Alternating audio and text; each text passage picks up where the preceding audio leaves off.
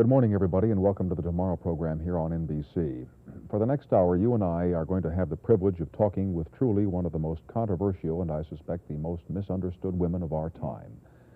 She and her husband went to Washington in 1969 to join the first administration of the new president, Richard Nixon. Her husband was the Attorney General of the United States at the time, John Mitchell. Our guest is Martha Mitchell on the program this morning.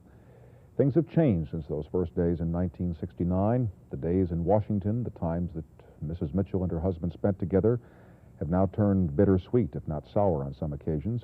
And I know that many television programs have tried to have Martha Mitchell tell as much as she can. And we are honored, Martha, that you would come to California, because I know that your last trip here was difficult for you, and spend some time with us on the program. And you have it all to yourself. You may have to share a few moments with me. But I'm just curious, what motivates you to make these appearances on television and tell things that nobody has heard before? Why do you want to talk? Do you mean since California? You know, I talk in terms of BC, which means before California, when I was kidnapped out here. And this is my first time back, Tom, since that happened to me, you know. Well, I hope that your trip this time has been more pleasant than your last. Well, I haven't been kidnapped again. Well, you're not going to be kidnapped here. And I hope that you're comfortable now. Is there anything I can get for you before we start to make you comfortable and relaxed and content? That's great. Okay. Now, what's on your mind? Oh, there's always a lot of things on my mind, Tom. In what respect? Well, in respect to the change in your attitude. I can remember that you made some statements at one time that you and your husband went to Washington in 1969 to help this country. That's right. And to do good things for America. That's right. What's happened? I can remember your husband saying at one time, judge us not by what we say, but by what we do. Yes. I don't know. What's happened, Martha? I can't figure it out. There's so many puzzles, so many pieces to the puzzle. And I've tried drastically to put them together, but Tom, I really can't. I don't know that anybody can, except maybe Mr. President or John Mitchell and maybe a few others like that. Mm-hmm. You say Mr. President. You don't call him Mr. Nixon. Why is that? I always called him Mr. President. As a matter of fact, I'm being nice tonight because today, I have gotten to the place of calling him King. Or Richard the First. What changed your feelings about him? Because I know that at one time you believed in Richard Nixon, you and your husband. What happened? California, when they beat me up out here and held me a prisoner. You know, I never went back to work. I knew after that had happened, and that was the beginning of the cover-up. The whole cover-up started with Martha Mitchell here in California. And they didn't know what to do with me. And I knew something was wrong, but I didn't know exactly what it was. Why do you think that they would want to kidnap you and use you? Well, they did. They did. They wouldn't let anybody in me. They took away all my civil rights. Why did they do that? What did you know that made them want to do that to you? Well, in the first place, Tom, when we came to California, excuse me, I didn't want to come out here that particular time. I was to go to New York. I had a number of dates in New York and visiting friends, and I was made to come out here on that trip at the last minute. Now, I'm inclined to believe that these characters must have gotten me out of Washington and New York area at that particular time because of Watergate. Now, isn't it true that the Democratic Committee was broken into 3 different times, or was it 2 times? I know of one occasion, and I think that was on June the 17th of 19... No, well, they'd been in before that time. Oh, I see. Yes, definitely. And they had to go back. And I don't think the right reason has come out why they even broke into it. Well, because why would it take 5 men to put a little gadget in a telephone?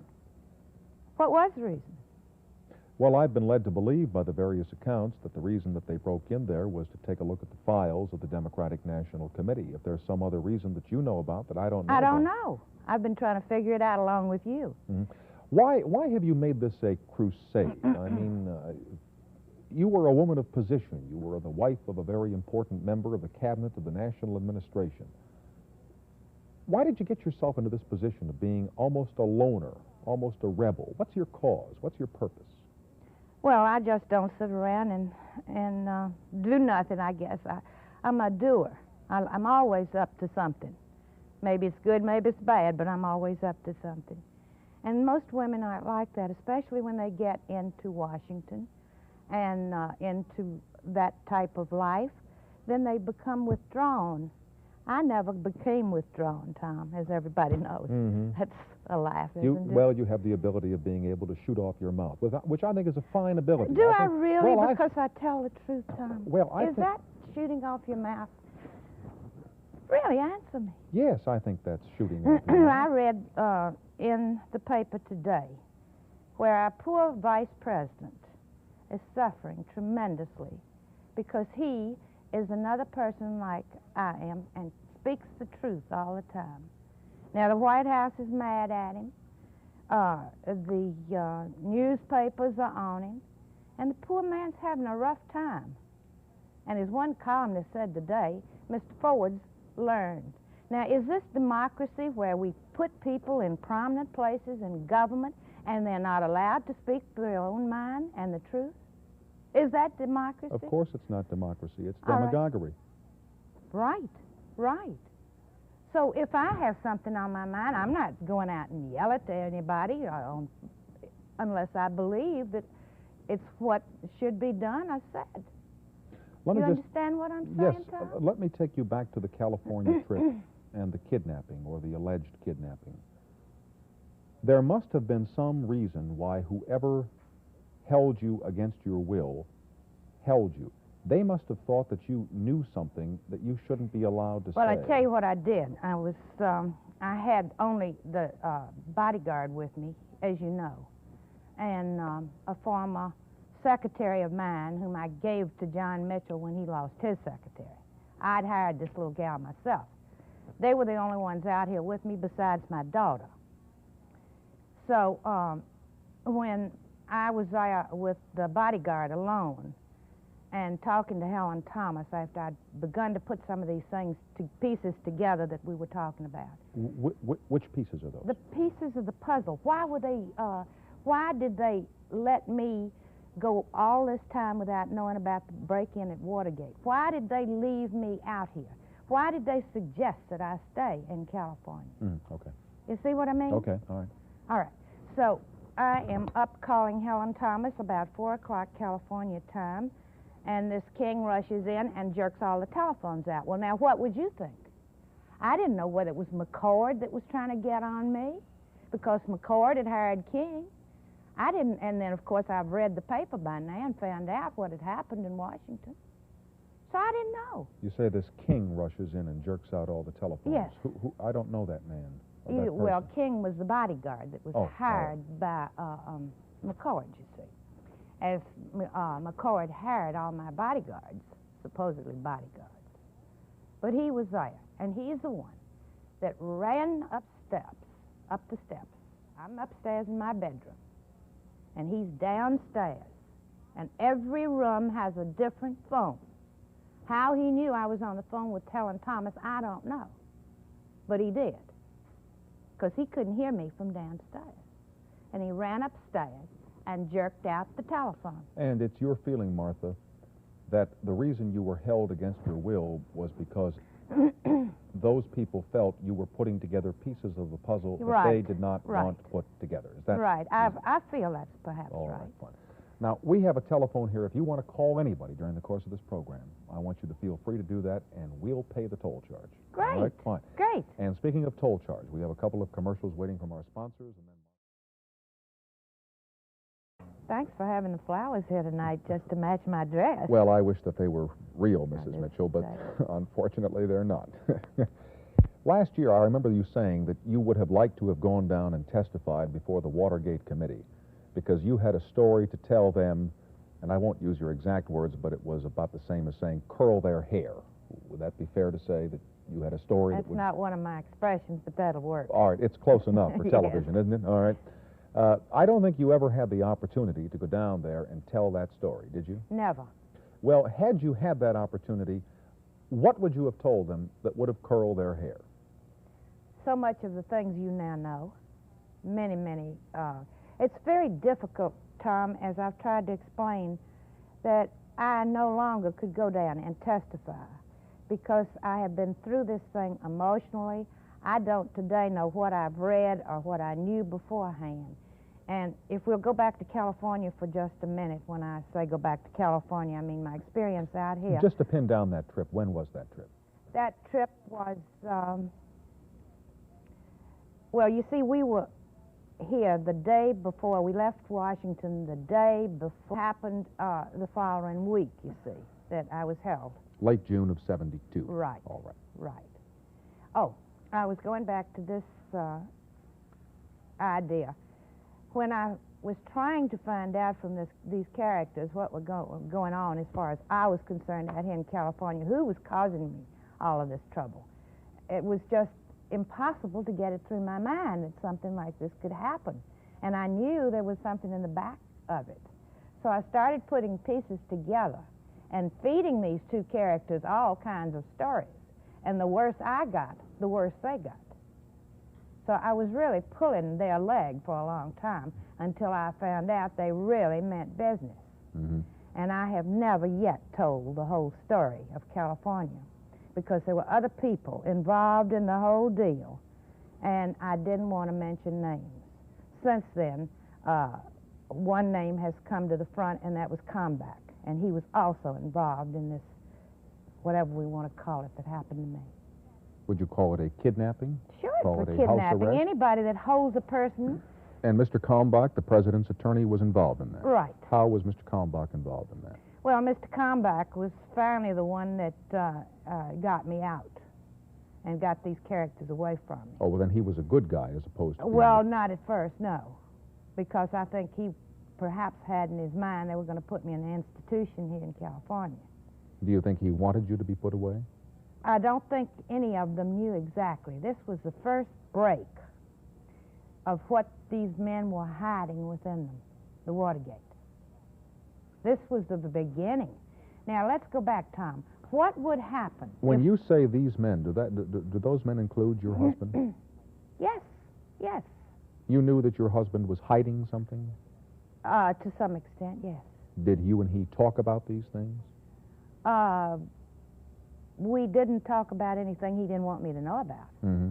But you Put knew it that way. you knew he was hiding something. I had a good idea. Yet you defended him publicly, saying that he had done nothing wrong. Now, why did you defend him if you knew that he Because was I hiding wasn't something? And I know certain. that these are difficult questions, but I think we have to ask them. I wasn't certain that I was right, because all of these characters, as I now call them, I'd criticized to John Mitchell, and then I just got to the place I couldn't understand myself. Why did I dislike all these people? Ehrlichman, Haldeman, down the line, they just didn't seem like they were right, that they were acting right, normal to me, really and truly.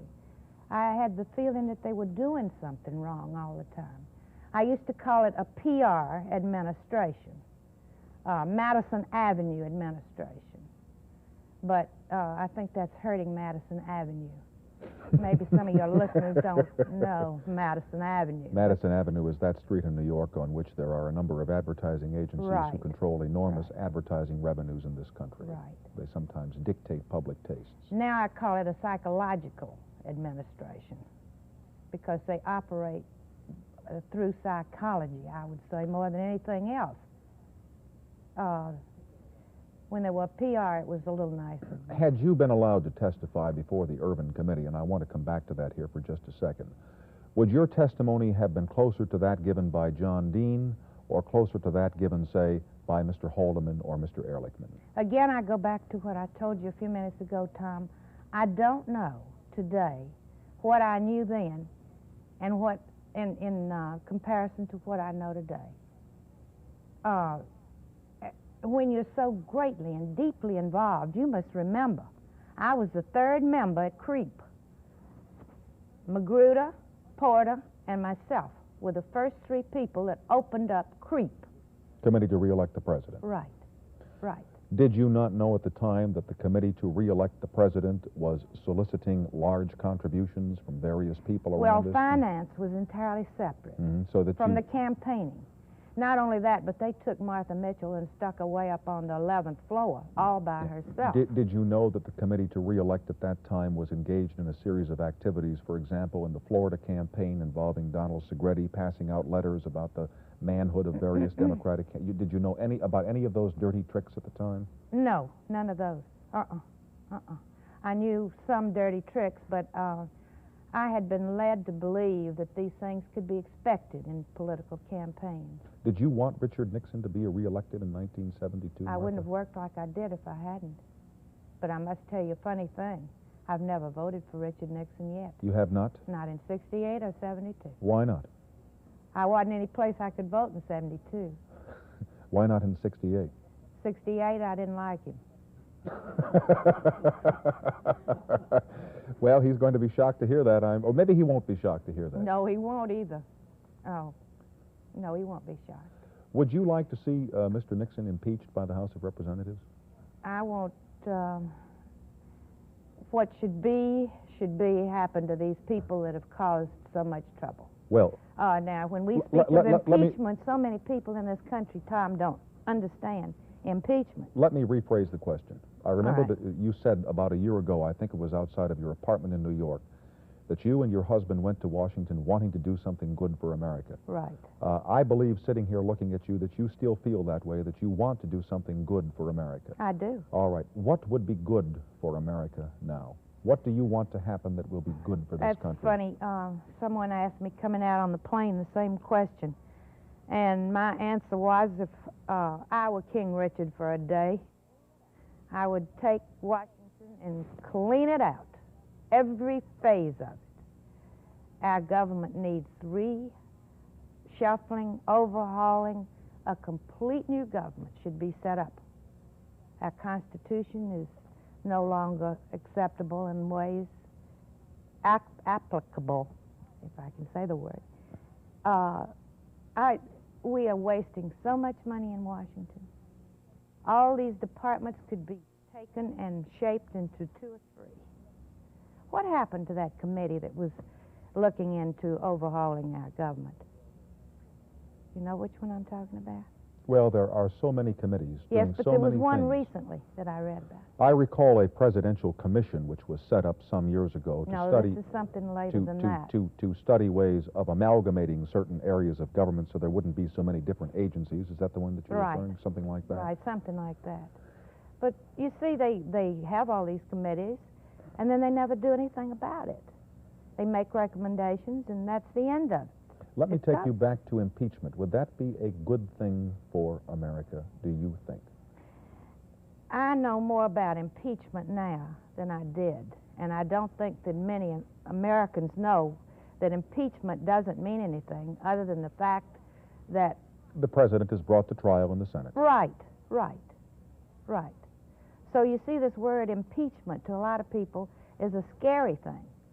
But on the other hand... You're not scared by it, are you? No. You think it might be a good thing? I think it'd be an excellent thing.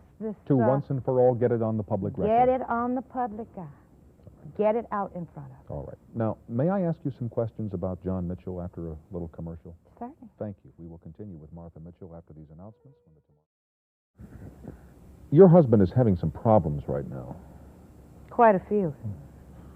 How do you feel about those? Do you feel sorry for him? Do you pity him? Have compassion for him? Well, I tell you, the way I really feel about it, Tom, the John Mitchell I knew, the Richard Nixon I knew, no longer live. They're dead. Completely dead. What killed them? They kill themselves. With what? Money? Power? Power, avarice? Greed? Money, maybe. I don't know, because they started off with this beautiful program. In the beginning, you know, bring us together. Instead of that, they've separated us, haven't they? But well, there's a bad joke that goes, they're all going to be together in jail sometime. Yeah, and maybe it'll help the jails. Maybe they'll get in there and see what the jails are like, because I fought for them while I was in Washington. I really fought to have some better jails. You know the condition of the places yes, in ma'am. this country. I certainly do. And it's deplorable, just deplorable. How would you feel if your husband were to go to jail? Well, I've already had him there, up here.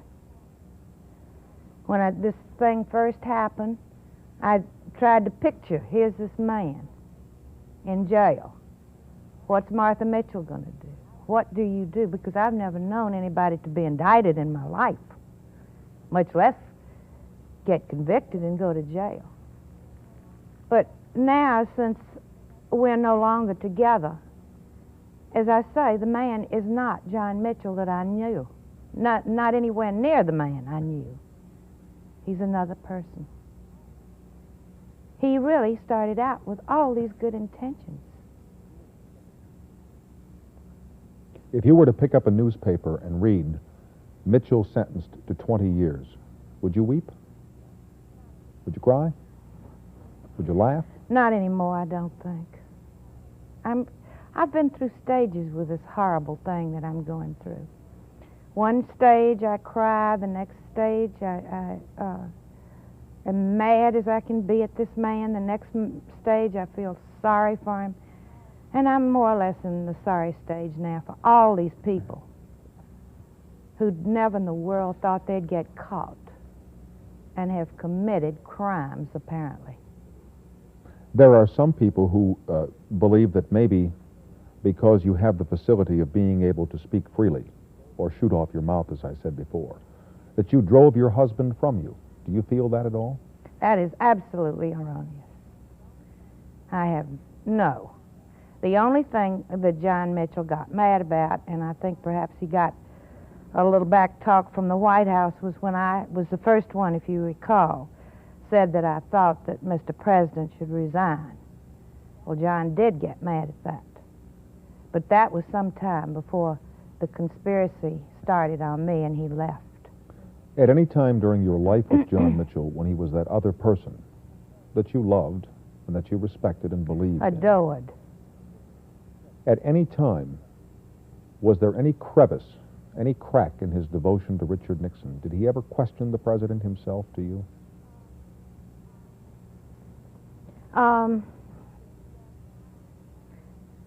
I guess John Mitchell was the only one that could really tell Richard Nixon off. The only one. And if John Mitchell had it in his mind to tell the president something, he did. Now, if you call that questioning the president, maybe it's true. I don't know. Do I interpret it correctly as saying there were times when Mr. Mitchell felt it was necessary to tell the president something? Right. Many times. For the president's own good? Right. What were those things? That would be difficult for me to go back and remember specifics on that. But there were many, many times when someone would come to John and say, now, you are the only one that can get to the president and talk to him and set him straight, and he can't do this and he can't do that. One thing, if you want specifics, they didn't want Mr. President out on the road because he has a habit the same as I do of saying what's in his mind. He comes forward with immediately. If he's thinking something, he'll say it. Mm-hmm. Well, here's another example. He can't shoot off his mouth and stay president of the United States, you see. So before the 72 election, they had rather a difficult time keeping Mr. President quiet. And they said to me, when I went behind scenes and tried to keep John from running the campaign, as you well remember, lobbied behind scenes. I went to every extent under the sun to keep him from it. But I lost my train of thought. What was I saying? You were saying that the president, it was difficult to keep him from making statements on the campaign of well, they tried 72. to keep him off the campaign But yet, if we trail. look back at the campaign of 72, where was President? Able reporters have questioned where was the president during that That's campaign. Right. They kept him in the White House. That was done on purpose. And Mitchell was the only one that could keep him in the White House. Mitchell, you call him Mitchell. Well, that's his name, isn't it? Mm-hmm. Could you pick up that phone and call your husband now if you wanted to? I couldn't call him. I couldn't see him. I couldn't do anything. I can't even get through to his lawyers, much less to him. The hotel moves him every week to a new suite, and he's under some name. other than his own. Every week they change his name, they tell me. Does he send you money? Does he support you, or has he just left you to yourself? Well, halfway he supports me. How do you make do he, is what I'm asking. You know, how do you get by? Well, if he wants to, he puts some money in the bank, but it's never a regular occurrence, let's put it that way. He'll deposit one amount for 1 month, then the next month he might put 2 or 3 small deposits in. Mm-hmm. It's a very difficult thing for me to get my bills paid because I have no contact with him or his lawyers. And I, at the present time, don't have a lawyer myself. You have trouble finding an attorney? Very much so. Very much so. Well, I will talk to you after the program. I have several in mind for you. Great. Great. How's your supply of cash right now? Well, I try to stay away from counting it. I'd rather not know. Mm-hmm. Well, I guess what you're saying is the balance could be a little low, huh? Yes. Well, he left me with $945. $945? Around $945. And when was that? When he left in September. Well, Mitchell, if you're watching, let's get over to the First Chemical Bank or wherever it is and drop a little something in the hopper. We will continue after these announcements with Martha Mitchell. You're welcome. The other day, Mr. Jaworski, the Watergate prosecutor, requested the courts to subpoena more tapes and documents from the president. I suppose to find out how much he knew or how much he didn't know. How much do you think Mr. President knew about the attempts to cover up the Watergate? Well, as John Mitchell always stated, and I probably will get kidnapped really now, that there wasn't anything in government that Richard Nixon didn't know about. He could put his finger on anything at any time. I was always amazed when I would show up in his daily briefings. You know, he has daily briefings.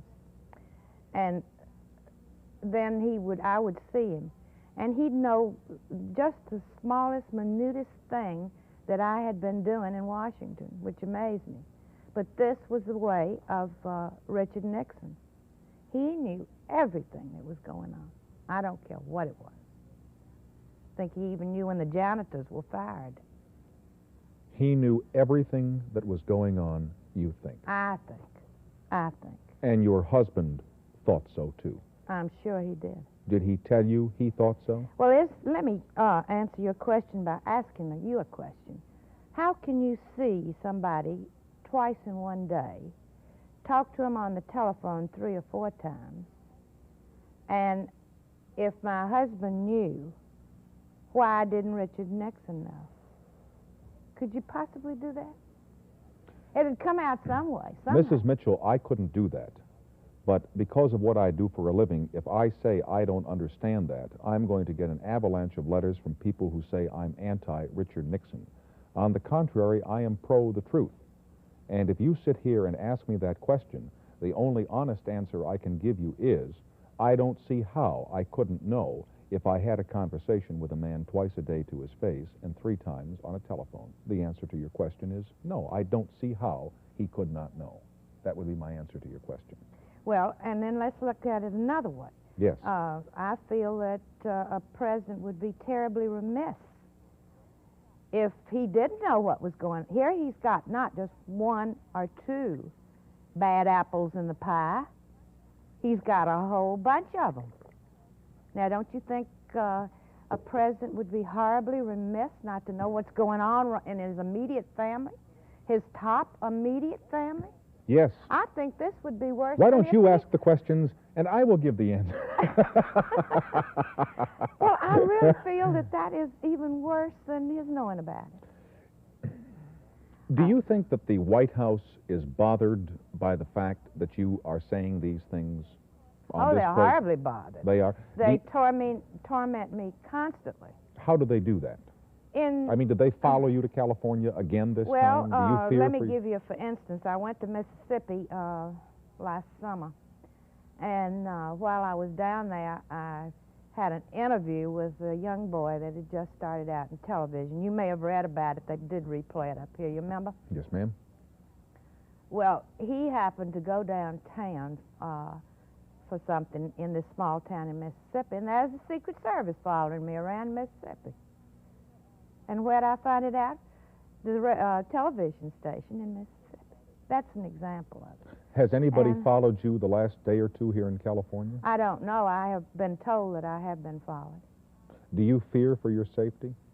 I have from time to time, but I give the press credit for having taken care of me. Mm-hmm. Is it possible that you are a paranoid person because of all of this? And maybe We're all paranoid to some extent about a lot of things. Aren't you paranoid? A couple of things, All sure. right, sure. I admit it. Any day. So, I just can't tell. They've pulled so many horrible. For instance, this is a beauty. They called up a hotel in Chicago, and this came out of the White House, too. Called up a hotel and engaged a whole floor in the name of Martha Mitchell. It just got back to me.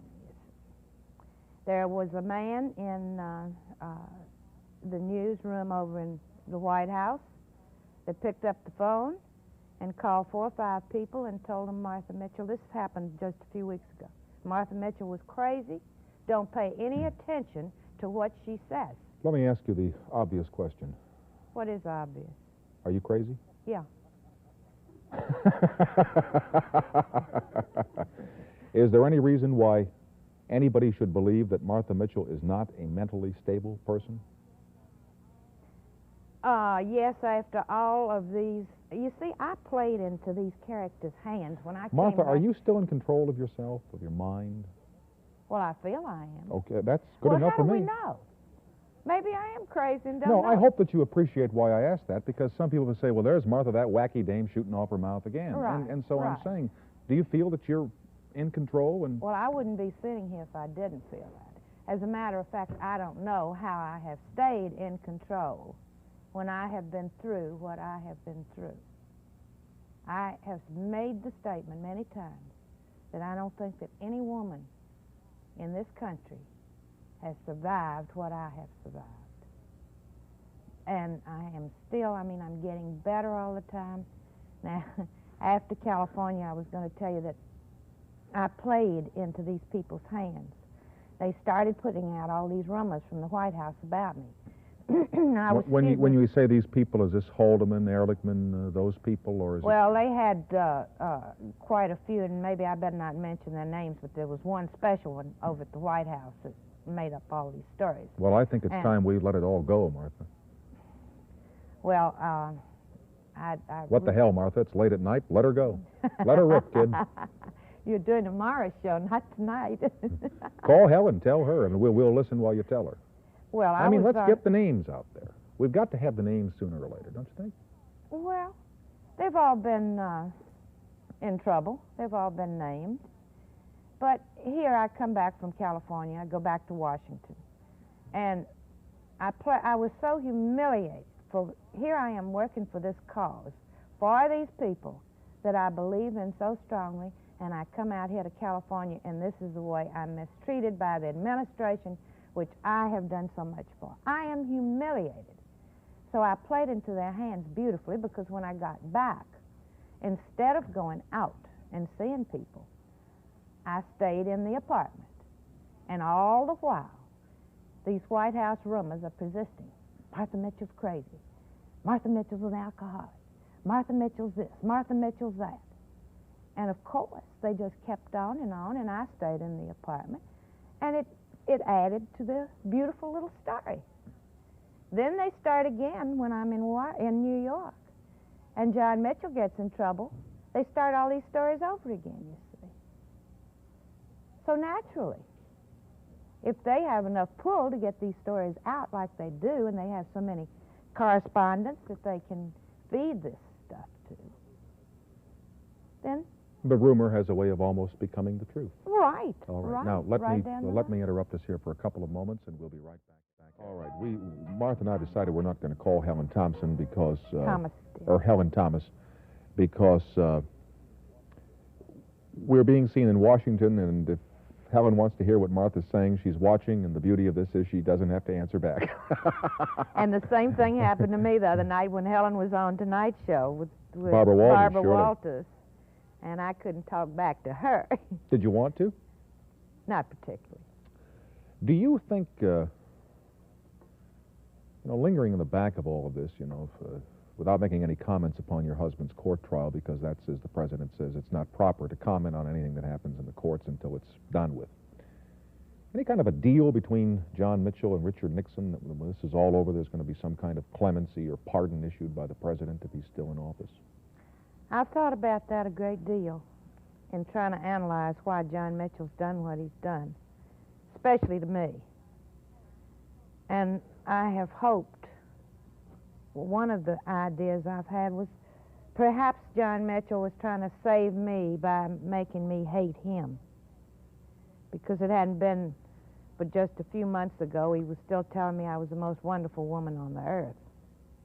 You just don't change overnight like that unless something happens.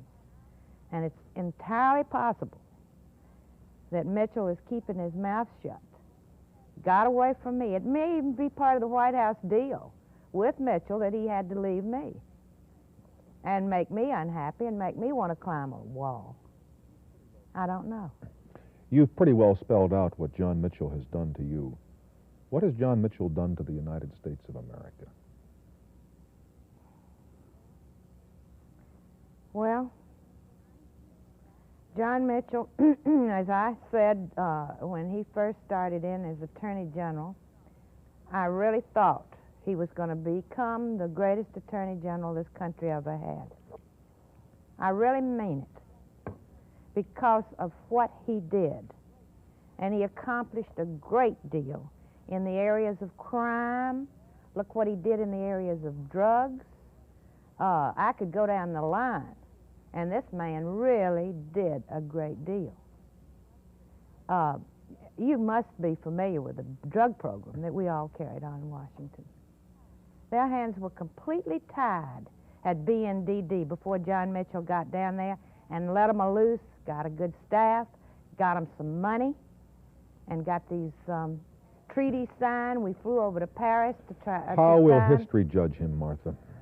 How will history judge this administration? I'll let you off the hook on talking about your husband. This has to be answered after we get the pieces of the puzzle, and we don't know those. All right. Let me ask you a couple of quick ones here. You brought up the rumor that has gone around that Martha Mitchell drinks a lot. Yes. Do you do that? I drink as much as anybody else does. Are you an alcoholic? No, I don't think so. I think an alcoholic is probably somebody that starts drinking in the morning and drinks all day and all night, isn't it? You don't, well, that would be an alcoholic, but you don't do that. I don't have to have it if that's what you mean. That's the question. No. Let me ask you about some people that you've known, like the president's wife, Mrs. Nixon. What kind of a person is she? I don't discuss Mrs. Nixon. What about Mr. Kissinger and Mrs. Kissinger, the new Mrs. Kissinger? Do you have any comments on that marriage? Well, it was certainly a surprise to everybody. And I'm sure that Henry needed a wife in the position he's in, being head of the State Department. He has to have someone go around with him to these foreign countries. And it's just... Yes, he does, doesn't he? Yeah. Less expensive that way. If you're watching Super K, just a little joke there. How do you feel about the Washington Press Corps? I remember your husband always didn't like to talk to the press. Well, it wasn't my husband. That stems from Richard Nixon. The whole administration went down anti-press. And that's one reason that I became so friendly with the press. I was the only one they had availability. You were it, yes. They couldn't even get close to anybody else.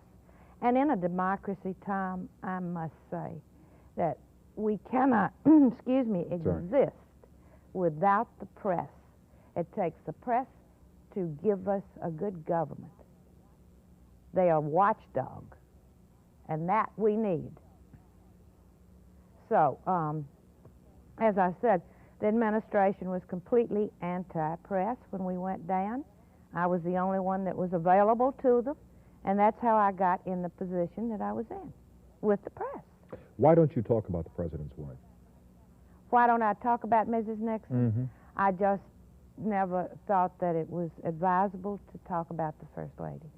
I've been asked this question many, many times, and I just didn't think it was advisable to answer questions. Did you have nice times with her at parties that you and your husband must have gone Well, to? Mrs. Nixon was going in one way, and I was going in another, usually, you see. So it wasn't...